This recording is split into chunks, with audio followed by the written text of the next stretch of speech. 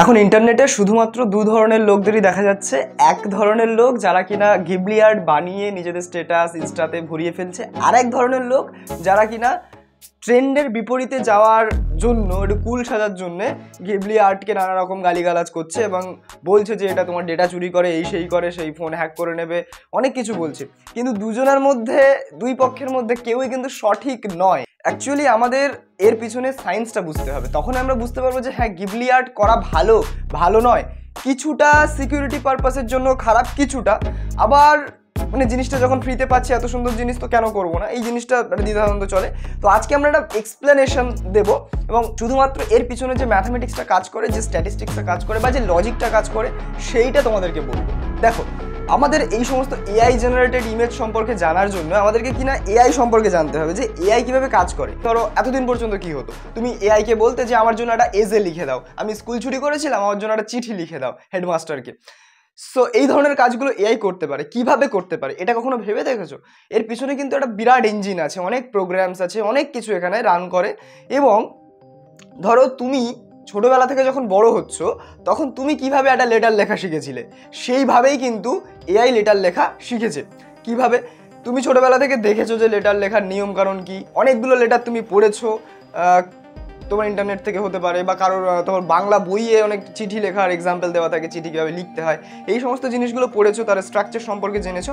সেইভাবে কিন্তু এআইও ইন্টারনেট থেকে বহু সোর্স আছে, সেখান থেকে ডেটা নিয়ে বা টেক্সট ফরম্যাটে ডেটা নিয়ে তোমার নিজেকে ট্রেন করেছে, বা মোর প্রিসাইসলি বলতে গেলে ইঞ্জিনিয়াররা এআইকে ট্রেন করিয়েছেন। তো ইন্টারনেট থেকে প্রচুর ডেটা আছে, তো সেই ডেটাকে আমরা বলি ট্রেনিং ডেটা, ঠিক আছে? ট্রেনিং ডেটা, সেই ট্রেনিং ডেটা দিয়ে এআই ট্রেন হয়ে একটা কিছু জেনারেট করে। মনে করো কয়েক লক্ষবার এই ট্রেনিং ডেটাটাকে তার মধ্যে দেওয়া হয়েছে, তো সে প্রথমে একটা কিছু ভুল করেছে, তারপর সেই ভুলটাকে মিনিমাইজ করেছে, আরও মিনিমাইজ করেছে, এরকম করতে করতে করতে করতে একটা সময় পরে সে কিন্তু একটা মোটামুটি ভালো লেভেলের লেটার লেখা শিখেছে। তো এইভাবে আমরা কিন্তু ট্রেন করাই, সেরকমভাবে আমরা নিজেদেরকে ট্রেন করাতাম ব্রেনকে, সেই রকমভাবে।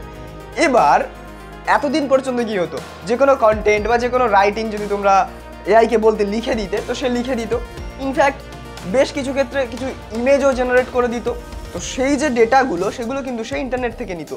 বাট এখন গুগলের একটা খুব পপুলার একটা প্রোডাক্ট আছে সোরা বলে। সোরা এটা হচ্ছে একটা এমন প্ল্যাটফর্ম, এখানে তুমি ভিডিও জেনারেট করতে পারবে, রাইট? ভিডিও জেনারেট করতে পারবে। এবার ধরো কেউ বললো যে generate a video of a man walking besides Eiffel tower, এই কথাটা শুধু সে বলে, তাহলে সোরা একটা ভিডিও জেনারেট করে দেবে। এবার প্রশ্ন হচ্ছে যে যখনই আমরা বলছি যে একটা ম্যান, একটা মানুষের ঘোরা চলাফেরা করার ভিডিও বানাও, তো সেই মানুষটার তো একটা মুখ লাগবে, তাই না? এগুলো তো এমন কোনো ফিকশনাল জিনিস নয় যে পান্ডা ফান্ডা, এগুলো তো নয় যে ধরো একটা পান্ডা সব পান্ডাকে একই রকম দেখতে হয়। তো একটা যে কোনো একটা মানে পান্ডার ইমেজগুলো নিয়ে আমি যদি ট্রেন করাই, একটা সুন্দর পান্ডা সে কিছুদিন পরে, কিছুবার ট্রেন করার পরে সে জেনারেট করে দেবে এআই। কিন্তু যখন একটা মানুষের প্রশ্ন আসছে, প্রত্যেকটা মানুষকে তো একই দেখতে নয়, তাই না? তাদের মধ্যে তো ডিফারেন্স আছে। সেই যে ফেস স্ট্রাকচার, ঠিক আছে, যে ফেস, একটা মানুষের ফেস যখন সে জেনারেট করবে, তখন এআই এর কি লাগবে? সাফিসিয়েন্ট ডেটা লাগবে, মানুষের ছবি লাগবে মোর প্রিসাইজলি, যেগুলো দিয়ে সে ট্রেন করবে।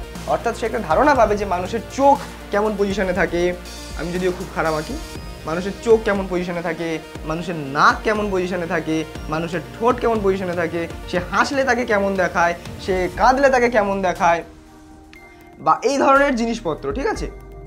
সো এই যে জিনিসপত্রগুলো, এগুলো তো একটা ডেটা, তাই না? তো সেই ডেটাগুলো, তার তো অনেক ডেটা লাগবে, অনেক মানুষের ফেস লাগবে। তো এই কারণে কিন্তু কোম্পানিজগুলো কি করে, যে ধরো তুমি চাইলে তোমার ফেস দিয়ে তুমি কোম্পানিকে ট্রেন করাতে পারো, এআইকে ট্রেন করাতে পারো, ঠিক আছে?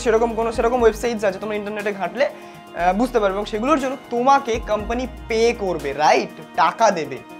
তো সেই বিষয়গুলো কিন্তু চলে আসছে। এইভাবে কিন্তু একটা এআই সিস্টেম কাজ করে, তারা ট্রেন করায়, তারপর সেই ট্রেনিংটা হলে আমাদের জেনারেট করতে থাকে, এবং ডাইনামিক্যালি তোমাদের ফোন থেকে তোমরা যখনই কোনো একটা কিছু করতে বলো, টাইপ করতে বলো বা কিছু করতে বলো, যেটা জেনারেট হচ্ছে, সেখান থেকে তুমি যদি তার ফ্লসগুলো বলতে পারো, আচ্ছা এই জায়গাটা এইভাবে চেঞ্জ করে দাও, তাহলে ভালো লাগবে। তো সেইগুলো কিন্তু ডাইনামিক্যালি সে নিজেকে ইমপ্রুভ করে। ওকে, এইভাবে কিন্তু এআই কাজ করে। এবার প্রশ্ন হচ্ছে আমাদের ফেসে ফিরে যাওয়া যাক।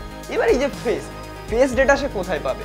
এবার পৃথিবীর প্রত্যেকটা মানুষকে টাকা দিয়ে ফেস কেনা বা সবাই যে এরকমভাবে ফেস দিচ্ছে এরকম তো কোনো ব্যাপার নয় যে সবাই যে সম্পর্কে জানে। যেমন আজকে হয়তো অনেকে প্রথম জানলো যেরকমভাবে আমি নিজের ফেস দিয়ে ট্রেন করাতে পারি এবং সেখান থেকে আমি টাকা ইনকাম করতে পারি। ইনফ্যাক্ট তুমি যদি নিজের ভিডিও বানাও, ভিডিও বা যেগুলো স্টক ভিডিওস যারা বানায় সেই স্টক ভিডিও দিয়েও এআইকে ট্রেন করা যায়, সেই স্টক ভিডিও কিন্তু এআই কোম্পানির কাছে বিক্রি করা যায়, রাইট? এখানে ফটোগ্রাফার ভিডিওগ্রাফাররা কিন্তু একটা আর্নের সুযোগ পায়। এবার সেই জায়গা থেকে কিন্তু আমাদের এই জায়গায় আসছি যে এই যে ফেস ডেটাগুলো একটা মানুষের মুখ জেনারেট করতে গেলে এই সোরা ফোরা ধরনের কোম্পানি যেগুলো ভিডিও বানাবে এবং দেখবে আজ থেকে কিছু বছর পরে 5 বছর পরে হয়তো এআই একটা গোটা সিনেমা বানিয়ে দিচ্ছে, এখনও বানায় যদিও। তোমার এআই এর বানানো সিনেমা আমি শুনছিলাম কোন একটা ফিল্ম ফেস্টিভ্যালে অ্যাওয়ার্ডও পেয়েছে, ঠিক আছে? সুতরাং এআই এখন অনেক দূর এগিয়ে চলেছে।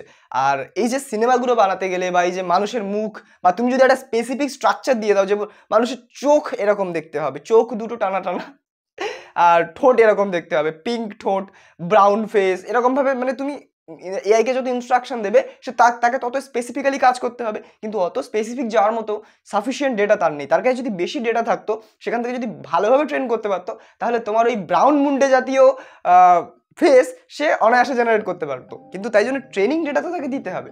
তাই জন্যে কোম্পানিগুলো এই গিবলি আর্ট এই সমস্ত জিনিসপত্রের প্রচলন করিয়ে আমাদের থেকে আমাদের ছবি, তারা তো আমাদেরকে গিবলি আর্ট বানিয়ে দিচ্ছে, বাট সেই ছবিটা তারা নিজেদের ডেটা বা এআইকে ট্রেনিং পারপাসের জন্য ব্যবহার করছে।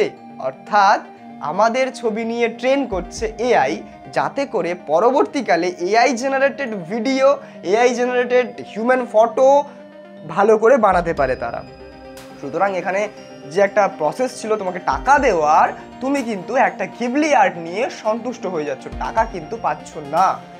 আর এখানে আমার ব্যক্তিগত মতামত, হতে পারে ইন ফিউচার কোনো একটা ভিডিও বা কোনো একটা এআই জেনারেটেড ফটো বা ভিডিও এমন হলো যেখানে তোমার ফেসটার মতন দেখতে অবিকল একটা ফেস, অবিকল একটা মানুষের ফেস সেখানে কিন্তু ফিচার করছে, সেই ভিডিওতে কিন্তু আছে। তো তুমি হয়তো সেখান থেকে মানে কিছুটা হলেও তোমার সমস্যা হতে পারে, প্রাইভেসি ইস্যুস হতে পারে ইন ফিউচার, এবং যেটার প্রবাবিলিটি অনেকটাই কম। যেমন আজকে যদি এআই শাহরুখ খানের ফেস বানাতে যায় তাহলে কিন্তু এথিক্যালি বা লিগালি সেটা হবে না, করা যাবে না। কিন্তু কোম্পানিগুলো এতটাই চালাক, তারা কিন্তু প্রত্যেকটা আইন কানুনের লুপ হোল বের করে। ধরো একটা কোম্পানি শাহরুখ খানের মতো ফেস বানালো এবং বানিয়ে কপালে একটা দাগ দিল এবং এমন ছোটো জায়গায় একটা ক্ষতচিহ্ন দিয়ে দিল যেটা কিনা আমরা খালি চোখে নোটিস করতে পারবো না, বাট যখন সেটাকে লিগালি ভেরিফাই করা হবে সূক্ষ্ম পর্যায়ে, তখন কিন্তু দেখা যাবে যে না, শাহরুখ খানের ফেসের সাথে ওই ফেসটা কিন্তু ম্যাচ করেনি। সুতরাং কোম্পানিগুলোকে কোনো পেনাল্টি বা ফাইন কিছু দিতে হবে না। এইভাবে কিন্তু তারা অনেক চালাকি অবলম্বন করে তোমার ফেসের মতো কোনো একটা ফেস তৈরি করে দিতে পারে, রাইট? ওদেরও প্রোগ্রামটা এমনভাবে তৈরি করা থাকে যে ছবিগুলো আমরা দিচ্ছি সেই ছবির মতো হুবহু যেন না হয়, যে আমাদের আউটপুট হবে, ঠিক আছে, সেই ছবিতে কিছুমাত্র একটুখানি কি বলে ওটাকে কাটফাট করে, বা ধরো একটা ফেসকে ওরা, আমি এটা জেনারেল এরকমভাবেও হতে পারে, আমি ঠিক জানি না কীভাবে করে, কারণ ওগুলো ভিতরের প্রসেস, এটা কেউই জানে না, ঠিক আছে? তো এই ছবিটাকে হাজার হাজার সেগমেন্টে ধরো ভাগ করলো, ঠিক আছে, হাজার হাজার সেগমেন্টে ভাগ করলো, এবং এই প্রত্যেকটাকে একটা কোঅর্ডিনেট অ্যাক্সিস হিসেবে ভেবে এই প্রত্যেকটাকে একটা পয়েন্ট টাইপের বা একটা ইউনিট স্কোয়ার টাইপের বা একটা যাই হোক একটা কিছু এই সেগমেন্টগুলোকে নিল। এবার ধরো হাজার হাজার এরকম ফেস আছে, তো এখান থেকে আমাকে মনে করো একটা নতুন ফেস বানাতে হবে, তাহলে এই প্রত্যেকটা কোঅর্ডিনেট ভরতে হবে, প্রত্যেকটা ঘরকে ফিল করতে হবে। মনে করো এই ঘরটা ফিল করার জন্য সে এই মানুষের মুখ থেকে ডেটা নিল, আর এই ঘরটা ফিল করার জন্য সে অন্য একটা মানুষের মুখ থেকে ডেটা নিল। এরকমভাবে পারমুটেশন কম্বিনেশন অ্যাপ্লাই করে সে কিন্তু একটা নতুন ফেস জেনারেট করলেও করতে পারে, ঠিক আছে? তো এবার ওদের কাছে পুরোপুরি কোম্পানির কাছে, এবং এটা খুব ভিতরের জিনিস, এগুলো খুব খুবই সেন্সিটিভ, এইভাবে কেউ কোম্পানি রিভিল করে না যে কীভাবে তারা বানায়, কীভাবে তারা করে, ঠিক আছে? এনিওয়েজ, যাই হোক, সেটা যা করে হতে পারে, কিন্তু তোমার ফেসের মতো একটা ফেস হয়ে যাওয়ার একটা প্রবাবিলিটি ক্ষীণ থাকে, ঠিক আছে?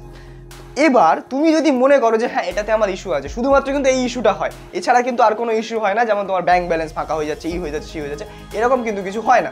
এই ইস্যুটা যদি তুমি ফেস না করতে চাও, যে তুমি মনে করো যে আমি আমার ফেস দেবো না, আমি ফাউ গিবলি আর্ট বানিয়ে নেবো, যেমনটা আমরা করি, যাদের ডেটা সম্পর্কে একটু জ্ঞান আছে, তারা চলো ফাউ বানাবো। আমরা কেন নিজের ডেটা দেবো, নিজের মুখ দেবো? তারা লাখ লাখ টাকার কোম্পানি, তাদেরকে কেন আমি হেল্প করবো টাকা না দিলে? তো সেই রকমভাবে একটা ব্যাপার থাকলে তখন কিন্তু আমরা যেটা করি সেটা হচ্ছে চ্যাট জিপিটি বলো বা যে কোনো অ্যাপ, চ্যাট জিপিটির এক্সাম্পলটা দিচ্ছি। চ্যাট জিপিটিতে 3 ডট বলে একটা জায়গা আছে, ওখানে অপশন অ্যাকাউন্টে যাওয়ার, ওখানে টাচ করবে, গিয়ে ডেটা সেন্টার বলে একটা অপশন আছে, ডেটা সেন্টারে গিয়ে তুমি ওই জিনিসটাকে অফ করে দেবে। দিলে তোমার যে ডেটাগুলো তুমি দিচ্ছ সেগুলো তারা কিন্তু ট্রেনিং পারপাসে আর ইউজ করতে পারবে না। তুমি ফটো দেবে এবং গিবলি বানিয়ে দেবে, এটাই হচ্ছে বিষয়, আর কিন্তু কিছু না। বাট মোস্টলি তোমার যেটা হয় মানে এআই জেনারেটিভ যে মডেলগুলো হয় সেগুলো কিন্তু পুরোটাই ম্যাথমেটিক্স এবং ডেটা সায়েন্সের উপর এবং তোমার স্ট্যাটিস্টিক্সের উপরে, রাইট? এবার আমি কেন এতগুলো জিনিস জানলাম? আমি কিন্তু ম্যাথমেটিক্স নিয়ে পড়াশোনা করছি এবং আমি বেশ কিছু সেমিনার অ্যাটেন্ড করেছি যেখানে বড় বড় ডেটা সায়েন্টিস্টরা বা মেশিন লার্নিং এক্সপার্টসরা এসে কিন্তু নিজেদের লেকচার দিয়েছেন, নিজেদের এই সমস্ত জিনিসগুলো বুঝিয়েছেন। তো সেখান থেকে আমি শিখেছি। ইনফ্যাক্ট আমি ছোটোখাটো একটু ডেটা সায়েন্স সম্পর্কে একটা কোর্সও আমাদের আছে, সেখান থেকে ডেটা সায়েন্স উইথ পাইথন, তো সেটা আমি মোটামুটি ফলো করি। সেখানে কিন্তু আমরা গিয়ে দেখছি আমাদের ম্যাথামেটিক্স সম্পর্কে পার্সপেক্টিভটাই অনেকটা বদলে যাচ্ছে। যেমন ধরো এই যে অনেকে প্রশ্ন করে যে এইসব আমরা A+B হোল স্কয়ার শিখছি, এইসব জ্যামিতি শিখছি, এইসব অঙ্ক শিখছি, এগুলো রিয়েল লাইফে কোথায় কাজে আসে? তাদেরকে বলতে চাই যে ভাই, যদি তুই একটা ঠিকঠাক যদি একটা জব পেয়ে যাস তাহলে তোর লাইফেও কাজে আসবে, কোনো চাপ নিস না, ঠিক আছে? এই ম্যাথামেটিক্সকে হেট করা বন্ধ কর ভাই। এই অনেকে বলে না নিট ফিটের ক্রেজ লেগে যায়, অনেকে বলে যে ডাক্তাররা ভগবান, মানছি ডাক্তাররা ভগবান এবং বায়োলজির মানে ডাইরেক্ট অ্যাপ্লিকেশন আছে, সেটা ঠিক আছে, কিন্তু তাই বলে তারা ম্যাথকে হেট করবে এটা আমি মানতে পারি না। কেননা যদি তুই ঠিকঠাক একটা জব করতে পারিস তাহলে তোর ম্যাথ তোর সারা জীবন কাজে লাগবে, ঠিক আছে? তার জন্য ঠিকঠাক জব করার জায়গায় পৌঁছতে হবে, রাইট? তো সেই জায়গাগুলোতে কিন্তু এরকম হয় যে ধরো ধরো তুমি এরকম হাজার হাজার ডেটা দিয়েছো এবং সেই ডেটাকে একটা কোঅর্ডিনেট অ্যাক্সেসে সাজিয়েছো এবং তোমাকে ক্লাসিফাই করতে হবে যে তোমার মনে করো সেপারেট করতে হবে, একটা লাইন এমন দিয়ে সেপারেট করতে হবে যে লাইনটা এখান থেকে আসবে এবং এই লাইনের পজিটিভ দিক বরাবর তোমার কিছু আলাদা ধরনের ডেটা থাকবে, নেগেটিভ দিক বরাবর কিছু আলাদা ধরনের ডেটা থাকবে। তো এই লাইনটা আঁকলে আমরা পরবর্তীকালে যদি কোনো এরকম ডেটা পাই তাহলে বলতে পারবো সেই ডেটাটা অ্যাকচুয়ালি কোন গোছের হবে, এই গোছের ডেটা নাকি এই গোছের ডেটা হবে, ঠিক আছে? এটা কীভাবে করে? এই লাইনের একটা ইকুয়েশন আছে y = mx+c, বা যেটাকে আমরা আরও ভালোভাবে লিখি যে a+bx+c বা ax+by+c, ax+by+c = 0। তো এই ইকুয়েশনটা আমরা ফাইন্ড করি with the help of this data Python use করে, এবং আমরা কি করি যে এই ABC গুলো ফাইন্ড করি, কোএফিসিয়েন্টসগুলো, কেননা কোঅর্ডিনেটগুলো তো আমাদের জানাই থাকবে। তো এরকম একটা স্ট্রেট লাইন যদি আমরা ফাইন্ড করতে পারি তাহলে সেই স্ট্রেট লাইন পরবর্তীকালে যাই ডেটা দিক না কেন আমরা যদি দেখি যে এইখানে বসালে সেই ডেটাগুলো মনে করো 2,3 পরবর্তীকালে এলো, তো 2,3 যদি এখানে বসে তাহলে 2a + 3b + c এটার ভ্যালু ক্যালকুলেট করবো। যদি এটা পজিটিভ আসে তাহলে এর পজিটিভ ডাইরেকশনে ডেটাটা বসবে, অর্থাৎ সে এই গোছের ডেটা, আর যদি এই জিনিসটা নেগেটিভ আসে তাহলে সে এই গোছের ডেটা। তো এই ধরনের এইভাবে কিন্তু এই স্ট্রেট লাইনটা ডিজাইন করে কিন্তু এটা খুব বেসিক একটা আইডিয়া, এর থেকে আরও উন্নত আইডিয়া আছে, আরও প্রসেস আছে, সেগুলো দিয়ে কিন্তু স্ট্যাটিস্টিক্স যারা করে বা স্ট্যাটিস্টিক্যাল অ্যানালিসিস যারা করে তারা কিন্তু এই সমস্ত জিনিসগুলোকে ক্লাসিফাই করে। এবার এই ডেটাগুলোতে XY কোঅর্ডিনেটে বসানোটাও একটা চ্যালেঞ্জিং ব্যাপার, সেটাও একটা বিষয়। মনে করো কেউ ওয়েস্ট বেঙ্গলে থাকে এবং সে হচ্ছে শিক্ষিত, তো আমরা যদি এই দুটো কম্পোনেন্টকে বিচার করি তাহলে চাকরি পাওয়ার হার একটা সম্ভাবনা নির্ণয় করতে হবে, ঠিক আছে? তো যেটা সম্ভাবনা যদিও টেন্ডস টু 0 এখন, বাট স্টিল আমরা যদি এখানে করি তাহলে তোমার জিনিসটা দাঁড়াবে। তো এখানে আমরা হাজার কিছু ডেটা নেব, নিয়ে সেই মডেলটাকে ট্রেন করাবো, একটা লাইন আমরা আঁকবো এবং আঁকার পরে আমরা যে কোনো একটা পরবর্তীকালের লাইন যেটা আমাদেরকে গেস করতে হবে যে সে চাকরি পাবে কি পাবে না, সেটাকে ওই কোঅর্ডিনেটে ট্রান্সফার করবো, সে তার কোঅর্ডিনেট কত হবে এবং সেটাকে এই ইকুয়েশনটায় বসাবো, মানে এই ইকুয়েশনটায় বসাবো। যদি পজিটিভ আসে তাহলে নিশ্চয়ই এই দিকে করবে, 0 আসলে তো এই লাইনের উপরেই সে লাই করে, তাই না? যে সমস্ত বিন্দু এই কি বলে এই সমীকরণ, এই স্ট্রেট লাইনের সমীকরণের উপরে থাকবে বা স্ট্রেট লাইনের উপরে থাকবে তারা এই সমীকরণকে স্যাটিসফাই করবে অবশ্যই, তাহলে এটা 0 আসবে। বাট যারা কিনা এদিকে থাকবে তারা হচ্ছে পজিটিভ দেবে, সেই সমস্ত বিন্দু সমীকরণে বসালে একটা পজিটিভ ভ্যালু পাবো। আর যারা স্ট্রেট লাইনের নেগেটিভ অঞ্চলে থাকে তাদের যে কোঅর্ডিনেট ভ্যালু সেটা যদি আমি লাইনের উপরে বসে সেটা <0 আসবে। তো <0 আমরা চেক করে বলতে পারবো যে সে এই দিকে যাবে না এইদিকে যাবে। এগুলোকে বলা ক্লাসিফিকেশন প্রবলেম ডেটা অ্যানালিসিসে। তো এগুলো কিন্তু এই ফিল্ডে এইসব আইডিয়াগুলো কিন্তু হেল্প করে। ইনফ্যাক্ট পাইথন শিখলে আরও ভালো হবে। এনিওয়েজ তোমাদের বললাম যেটা বলার, এবার তোমরা ডিসাইড করো যে ঘিবলি বানাবে কি বানাবে না। আমার তো মনে হয় বানাতেই পারো যদি তোমরা ওই ডেটা সেন্টারে গিয়ে ওই ট্রেনিং যে ব্যাপারটা আমার ডেটা নিয়ে যাতে AI ট্রেন না করতে পারে নিজেকে, তাই সেটাকে অফ করে দিতে হবে। ইনফ্যাক্ট তোমার ফটো কেন, তুমি এরপর থেকে ওইটা অফ করার পরে যে কোনো টেক্সট যদি তুমি দাও সেটা কিন্তু AI এর ইমপ্রুভমেন্টে আর হেল্প করবে না, রাইট? তো তোমার পার্সোনালাইজ অনেক ইনফরমেশন থাকতে পারে, তুমি পার্সোনাল ইনফরমেশন দিয়ে অনেক কিছু করতেই পারো, তো সেটা কেন তুমি AI কে দেবে? হতেই পারে।